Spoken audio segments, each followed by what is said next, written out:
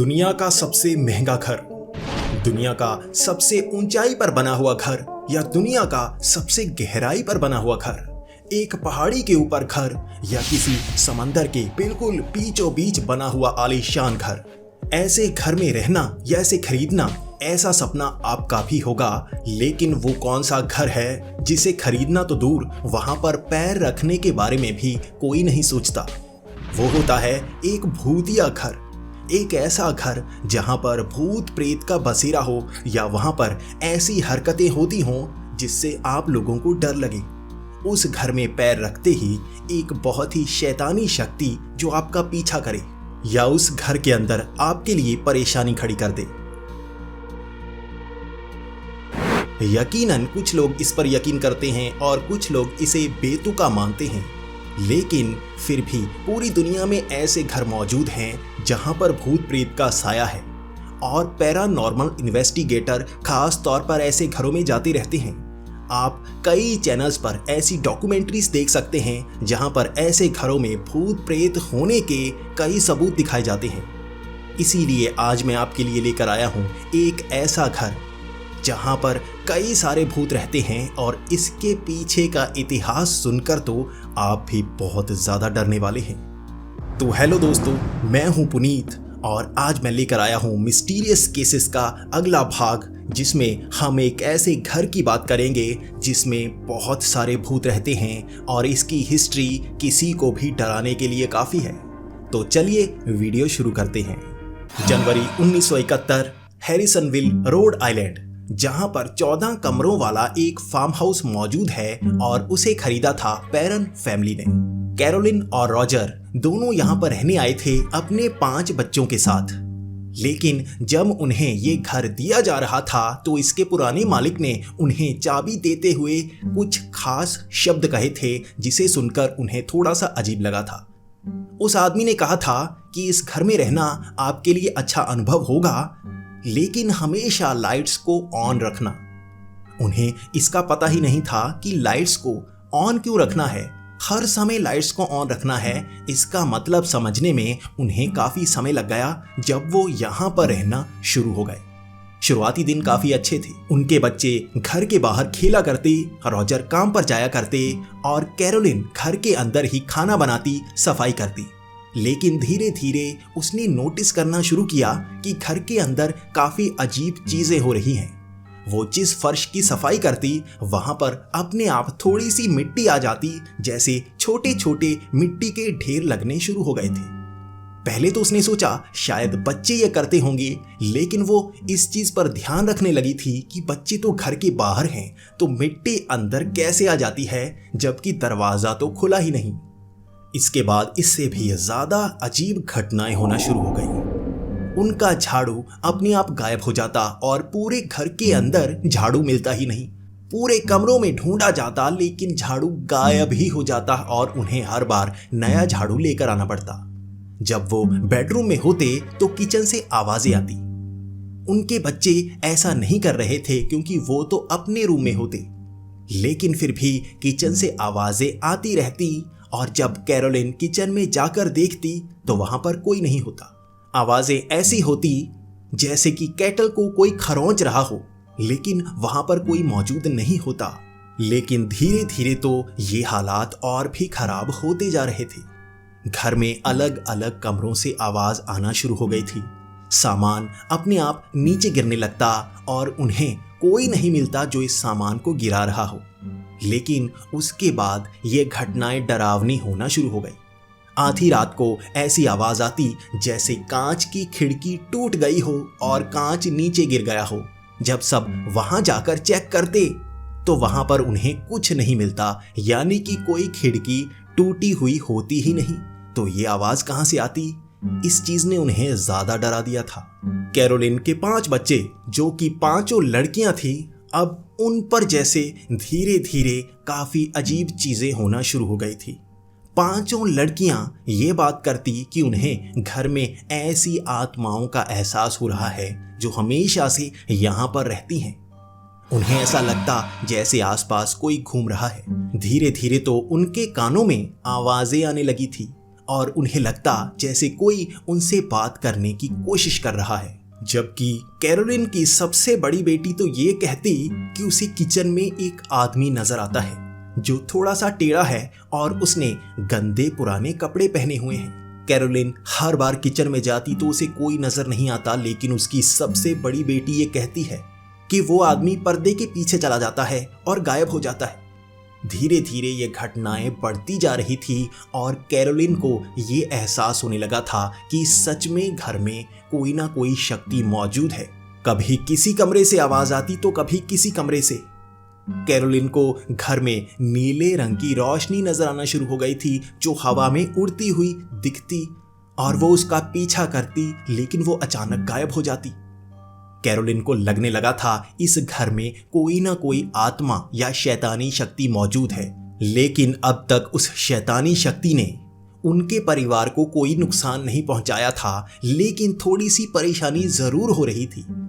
वो अब मानने लगे थे कि घर में वो 7 लोग ही नहीं रहते, बल्कि उनके साथ कई लोग और रहते हैं। वो 5 बच्चे जब भी बाथरूम में जाने की कोशिश करते तो उन्हें लगता जैसे उन्हें कोई घूर रहा है। 5 लड़कियां बार बार अपनी माँ, अपने पिता के पास जाकर कहती कि बाथरूम में उन्हें लगता जैसे वो अकेले नहीं है। यही कारण था कि वो लड़कियां अकेले बाथरूम जाना भी बंद कर चुकी थी, जबकि 2 भी बाथरूम में नहीं जाती, बल्कि वो 3-3 मिलकर जाती, क्योंकि उन्हें लगता रहता कोई उनके आसपास है। कान के पास सांस की आवाज आना, किसी का आसपास छोटा छोटा आवाज करना, वो इनसे डरने लगी थी। इसके बाद कैरोलिन ने रॉजर को बताना चाहा कि घर में ये सब होता है, क्योंकि रॉजर तो ज्यादातर काम पर रहता और वो जब भी घर में आता तो ऐसी आवाजों को इग्नोर करता, क्योंकि उसे लगता कि ये उसकी बेटियां कर रही हैं। लेकिन कैरोलिन मान चुकी थी घर में कोई ना कोई आत्मा है। वो रॉजर को मनाना चाहती थी, लेकिन रॉजर मान ही नहीं रहा था। वो कहता कि कैरोलिन इन बातों का भ्रम पैदा कर रही है। अब कैरोलिन तो अकेली हो गई थी। उसे लगा क्यों ना वो रिसर्च करे और पता करे इस घर के साथ क्या जुड़ा हुआ है और इसका इतिहास क्या है। तो उसने आसपास लोगों से पूछना शुरू किया, इसका इतिहास जानना शुरू किया। पुराने मैगजीन्स, अखबारों में इसके इतिहास के बारे में जानकारी पाना शुरू कर दिया। और जब उसने ये सब पढ़ना शुरू किया तो वो बहुत ज़्यादा डर गई। इस घर के साथ ऐसा इतिहास जुड़ा था जिसने उसे डरा कर रख दिया। उनके इस घर को खरीदने से पहले जो इनके मालिक थे वो पिछले 8 जनरेशन से इसी घर में रह रहे थे, यानी कि ये घर बहुत ही पुराना था। इन 8 जनरेशंस में कई बच्चे पास में पड़ती नदी में कूदकर मर चुके थे। एक आदमी का कत्ल हो चुका था, जबकि कई लोग खुद को इसी घर के अंदर फांसी लगाकर मार चुके थे, यानी कि उस पूरे परिवार के साथ बहुत बुरा हुआ था और 8 जनरेशंस के साथ। इसे सुनकर कैरोलिन बहुत ज़्यादा डर गई कि 8 जनरेशन तक उनके घर में ये सब हो रहा है। इसका मतलब इस घर के अंदर भूत प्रेत मौजूद हैं। ये उसका भ्रम नहीं है, ये उसके बच्चों का भी भ्रम नहीं है, ये बिल्कुल सच्चाई है। लेकिन उसके बाद उनकी सबसे बड़ी बेटी एक खास चीज़ के बारे में बताने लगी। वो पहले से मानते थे कि यहाँ पर कई भूत प्रेत रहते हैं, एक आदमी, कई छोटे बच्चे, कई लड़कियाँ, लेकिन एक खास आत्मा थी जो उन्हें सबसे ज्यादा नजर आती थी। ये एक बूढ़ी औरत थी जो काफी बड़े आकार की थी और अजीब से कपड़े पहने रहती। वो हमेशा घर में इधर उधर घूमती हुई नजर आती। उनकी बेटियों ने आवाज लगाकर कई बार उसको पूछा। उस आत्मा ने बताया भी, उसका नाम बाथशेबा शर्मन है। उनकी बेटियां भी मानने लगी थी कि ये आत्मा उसकी है, लेकिन बाथशेबा उन्हें नुकसान नहीं पहुंचा रही थी। इसके बाद कैरोलिन ने उसके बारे में भी पता लगाने की सोची कि क्या ये एक भ्रम है या सच है, और उसने इसके बारे में भी पूरी रिसर्च की और इस चीज ने उसे और ज्यादा डरा दिया। सच में यहाँ पर बाथशेबा नाम की औरत रहा करती थी। लगभग सन 1800 के करीब यहाँ पर एक औरत रहती थी, बाथशेबा। वो तंत्र विद्या का इस्तेमाल करती थी, यानी कि काले जादू को सीख रही थी, और लोग उससे बहुत ज़्यादा परेशान होने लगे थे। आसपास के गांव के लोग हमेशा समझते कि वो काले जादू से लोगों को परेशान कर रही थी, लेकिन एक घटना ऐसी थी जिसने सबको डरा दिया। उसने अपने पड़ोसी के एक छोटे से बच्चे को उठाया और उसे पिन चुभो चुभो कर गला घोंट कर उसकी मौत कर दी, जिसके बाद लोगों ने बाथशेबा को पकड़ लिया और मौत के घाट उतार दिया। जब कैरोलिन को इसके बारे में पता चला तो वो बहुत ज़्यादा डर गई और वो रॉजर को कहने लगी कि वो इस घर में नहीं रह सकती क्योंकि यहाँ पर तो बहुत सारे भूत हैं। भले ही अब तक उन्होंने नुकसान नहीं पहुँचाया है, लेकिन आगे कुछ भी हो सकता है। लेकिन रॉजर की भी मजबूरी थी। इस घर को लोन लेकर लिया गया था और उसमें उनके सारे पैसे लग चुके थे। फाइनेंशियल कंडीशन बहुत कमज़ोर थी। इस घर को छोड़कर वो कहीं नहीं जा सकते थे, यानी कि घर को वो छोड़ते तो वो रोड पर आ जाते और वहाँ पर बच्चों को रखना और भी ज़्यादा खतरनाक होता, तो वो इसी घर में रहते रहे। इसके बाद उन्होंने एक डीमोनोलॉजिस्ट यानी कि एड और उनकी वाइफ लॉरेन को यहाँ पर बुलाया, जिस पर एक मूवी द कॉन्जरिंग भी बन चुकी है। उन्होंने यहाँ पर इन भूत प्रेत से बात की, इनके एहसास को पाया। यही घटना सबसे खतरनाक थी क्योंकि जब उनसे बात करने की कोशिश की गई, यहाँ पर उन शक्तियों को खास तौर पर बुलाया गया, तो घर में बहुत खतरनाक चीजें होने लगीं।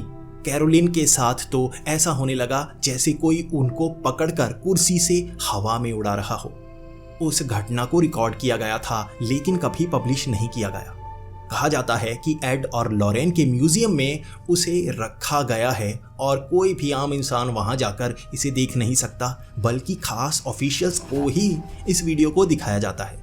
और इसके बाद उस फैमिली ने ये सोचा कि भाई ज़्यादा पंगे नहीं लेने हैं, जैसे रहा जा रहा है वैसे रहना है, भूतों से कुछ भी छेड़खानी नहीं करनी है। और वो फिर से वहाँ पर रहने लगे, किसी को भी वहाँ पर बुलाया नहीं गया। उसके बाद वो घटनाएं धीरे धीरे होती रहीं, लेकिन उन्हें ज़्यादा परेशानी नहीं होती क्योंकि वो मानने लगे थे कि ये आत्माएं उनके साथ रहती हैं, यानी कि वो भूत प्रेत भी उनके साथ एडजस्ट कर चुके थे। और हैरानी की बात जो सबसे बड़ी है कि 10 साल गुजारे उन्होंने इस घर में। 10 सालों तक वो यहीं पर रहे। उसके बाद उनकी फाइनेंशियल कंडीशन थोड़ी अच्छी हुई और वो नए घर में पहुंचे। और जिसने इस घर को बाद में खरीदा, उनके साथ भी ऐसी घटनाएं होने लगी और इस घर को ही भूतिया माना जाने लगा।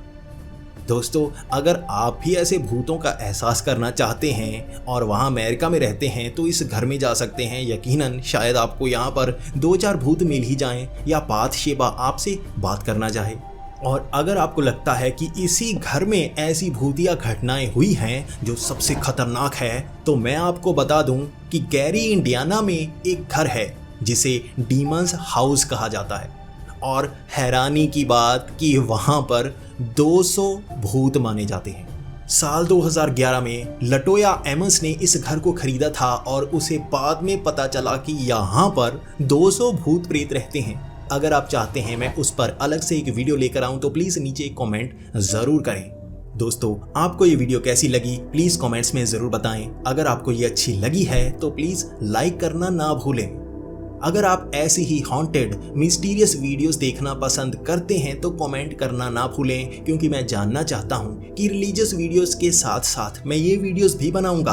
आप इसे पसंद करना चाहोगे या नहीं, क्योंकि मैं चाहता हूं आपको हर तरह की जानकारी दूं और आपको रोमांचक कहानियां लाकर सामने रखूं। तो आज की वीडियो में बस इतना ही। मिलते हैं अगली वीडियो में, तब तक के लिए थैंक्स फॉर वॉचिंग।